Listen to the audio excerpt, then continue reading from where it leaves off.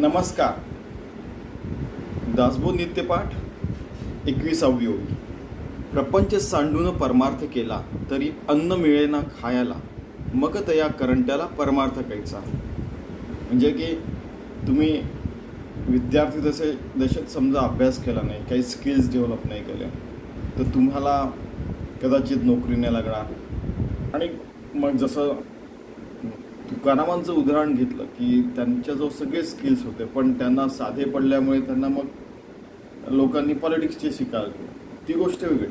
पण तसं झालं तर मग आपल्याला अन्न मिळेना खायला, की प्रपंच व्यवस्थित नाही केलं तर समजा प्रपंच वेगळा आणि परमार्थ वेगळा असं समजलं तर आपल्याला अन्न मिळणार नाही खायला.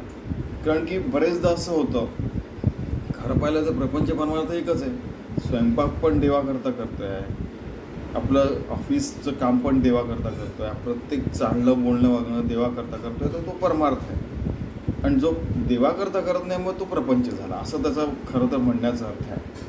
आणि खायला म्हणजे काय, फक्त अन्न म्हणजे काय पैसे देऊन अन्न घेणं, यालाच खाणं म्हणतात. आपल्या आत्म्याला काही खाणं लागत नाही का? म्हणजे की भगवंताशी एकरूप होणं हे एक खाणं नाही आहे का? की भगवंतानी स्वतःशी एकरूप करून घेतलं आहे की नाही, आणि मग आपण तसं भगवंताशी एकरूप होऊन योगी होऊन भक्त होऊन राहणं हे काय महत्त्वाचं नाही का? आहे. रोजच्या दैनंदिन जीवनामध्ये लोक जगू देणार नाही की अरे जा तू अभ्यास कर, मग जा नोकरीला जा, पैसे कमव वगैरे, अशा हा जो सगळा चिखल आहे त्याच्यात समर्थ उतरले आहेत. आणि त्यात मग सांगतात की बाबा तू सगळं व्यवस्थित कर, जेणेकरून देव बदनाम होणार नाही, देवाला लोक नावं ठेवणार नाही. तुम्ही देवदेव करता आणि इकडे असे वागता, असं नको आहे.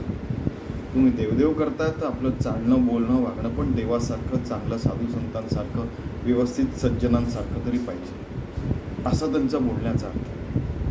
ठीक आहे.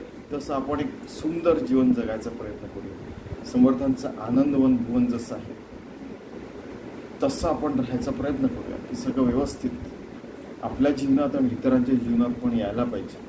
पूर्ण पृथ्वी मातेवर असं एक सुंदर जीवन सगळे माणसं जगू शकतील, असं आपण जगायचा प्रयत्न करूया, जेणेकरून प्रपंचच परमार्थ होईल प्रत्येकाचा, आपल्या एकट्याचा नाही. तो तर स्वार्थ झाला की फक्त माझाच प्रपंच परमार्थिक व्हायला पाहिजे, मलाच नोकरी पाहिजे, माझ्याच जवळ सगळं पाहिजे, मीच सगळ्यात मोठा पाहिजे वगैरे, हा याला प्रपंच. सगळ्यांना व्यवस्थित सगळं मिळावं, सगळं मानव जातीला, आणि सगळे परमार्थ रूप जगतील, याला खरं तर मग परमार्थ म्हणायचं.